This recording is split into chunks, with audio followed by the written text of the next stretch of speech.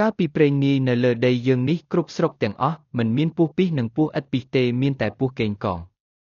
មាននិទានថាកាលពីដើមឡើយមានមនុស្សពីរនាក់ប្តីប្រពន្ធឈ្មោះនាងនីមានកូនស្រីមួយឈ្មោះនាងអេតប្តីនោះទៅជួញអង្កាំបាត់ជាយូរអង្វែងថ្ងៃមួយអស់បងប្អូនផ្ទះជិតខាងគេបបួលគ្នាទៅរកអស់ឯនាងនីគេបបួលគ្នាក៏ទៅជាមួយនឹងគេដែរយកនាងអេតជាកូនទៅជាមួយភង្លីដឹងចូលទៅក្នុងព្រៃបានឃើញអស់មួយធំនាងនីយកដឹងពុះអស់លុះពុះយូរបន្តិចទៅដឹងក៏រង្គោះធ្លាក់ទៅក្នុងរន្ធពុះនាងនីមើលទៅឃើញដឹងនឹងពុះកេងកងក៏និយាយនឹងពុះកេងកងនោះឲ្យហូរច្រឹងឲ្យឯពុះ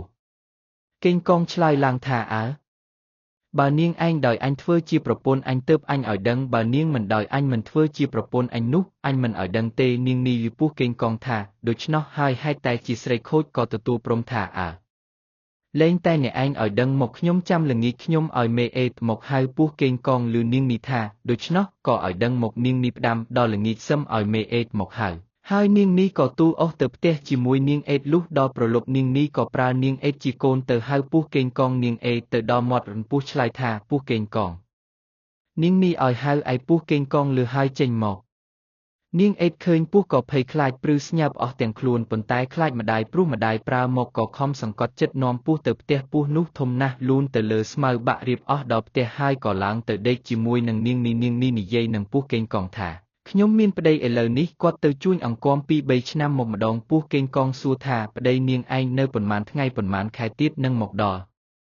នាងនីឆ្លើយថាមិនដឹងជាប៉ុន្មានខែប៉ុន្មានថ្ងៃទៀតមកដល់ទេពស់កេងកងនិងនាងនីក៏ដេកលក់ជាមួយគ្នាទៅដល់ជិតភ្លឺទើបពស់កេងកងលានាងនីទៅរួមវិញនាងនីផ្ដាំថាបើប្តីខ្ញុំមកខ្ញុំមិនឲ្យមេអេទៅហៅទេអ្នកកុំមកបើប្តីខ្ញុំមិនទាន់មកនោះខ្ញុំបើមេអេទៅឲ្យទៅហៅអ្នកសឹមអ្នកមកពស់កេងកងក៏ទៅរួមវិញទៅរាល់តែល្ងាចនាងនីប្រើមេអេតឲ្យទៅហៅពស់កេងកងនាងអេតខ្លាចម្ដាយក៏ទៅហៅតាមពាក្យម្ដាយប្រើប៉ុន្តែក្នុងចិត្តខ្លាចពស់នោះណាស់ត្បិតពស់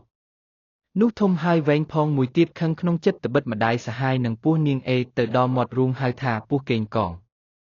នាងនីឲ្យហៅពស់កេងកងឬក៏លូតចេញមកហើយឆ្លើយថាអេតឲ្យអេត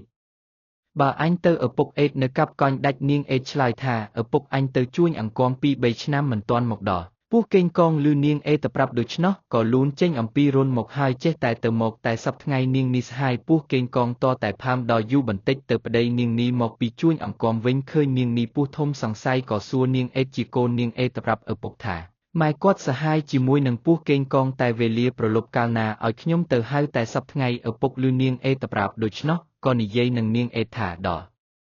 ល្ងាចនេះឯងទៅហៅពស់កេងកងនោះមកទៀតអញចាំកាប់វានៅមាត់ទ្វារហើយហងទៅគុំឲ្យម្ដាយហងឯងដឹងឯនាងអេតលុះដល់ប្រលប់ក៏ទៅហៅពស់កេងកងថាពស់កេងកង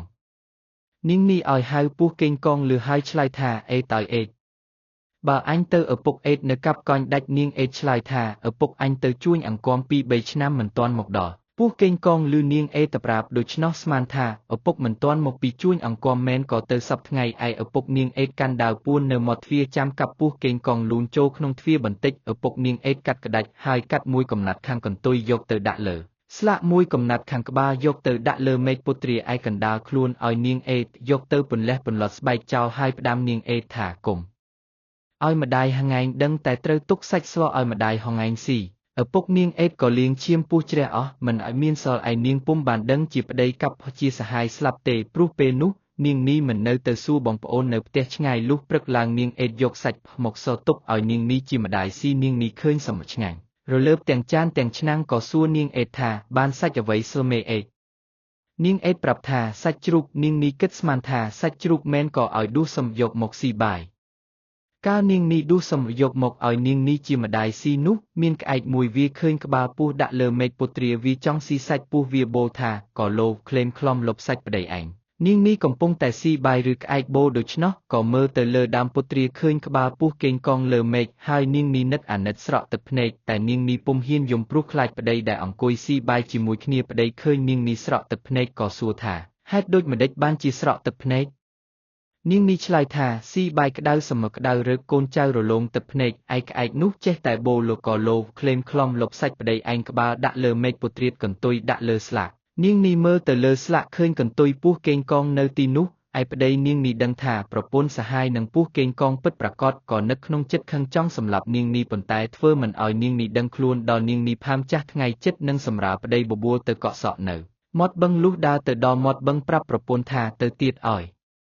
ឆ្ងាយពីស្រុកគេយើងនឹងកក់សក់លេងឲ្យសប្បាយតែពីរនាក់ម្ដងនាងនេះមិនដឹងខ្លួនជាប្តីគិតសម្លាប់ខ្លួនស្មានថាប្តីនាំទៅកក់សក់មែនក៏ដើរចូលទៅក្នុងព្រៃឆ្ងាយទៅលុះឃើញកំពង់មួយរៀបស្អាតវាល្អប្តីប្រាប់ប្រពន្ធថាកំពង់នេះរៀបសប្បាយយើងកក់សក់នៅនេះចុះឯនាងនេះមិនដឹងថាប្តីគិតសមាលប់ខ្លួនក៏អង្គុយកក់សក់នៅមាត់ច្រាំងប្តីនោះក៏ហូតដាវកាប់នាងពីក្រោយខ្នងមិនឲ្យដឹងខ្លួនដាច់ពាក់កណ្ដាលខ្លួនស្លាប់ទៅពេលនោះឃើញសុទ្ធតែកូនពស់លូនចេញអំពីពោះនាងនេះមកប្តីនាងនេះក៏កាត់កូនពស់នឹងដាវខ្លះកាប់មិនទាន់ក៏លូនចូលទៅក្នុងក្រហែងដីខ្លះមុជក្នុងទឹកខ្លះលូនចូលក្នុងព្រៃព្រោះហេតុនេះបានជាមានពស់ច្រើនបែបច្រើនយ៉ាងមកដល់ឥឡូវនេះ